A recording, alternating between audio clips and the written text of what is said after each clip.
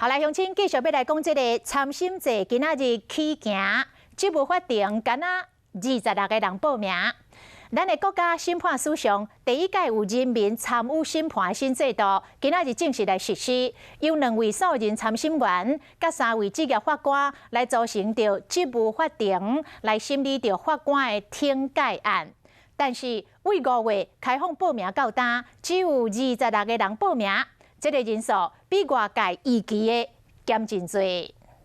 来自社会各界的国民都有机会直接参与审判，在判决当中增添多元的生活经验与价值观。咱国历史上头一摆人民参审的新制度，不过所有国民参审审判是互完全无审判专业知识的一般国民加入审判，结合无同款的背景来甲法官做讨论案件。 今天就整个审理程序的设计，就是要落实国民的深度参与，让国民能听得懂、看得懂，进而充分表达意见。因为最近民间团体一直咧抗议讲，陪审参审应该做伙试，到底差伫倒位？陪审制是由9个国民法官拢认为讲有罪，才由法官来判刑。即马采用的国家有美国、加拿大、澳洲，若参审制是由 3个职业法官加上6个国民法官做讨论来决定讲敢有犯罪，还是要判偌久。德国、法国都是参审制。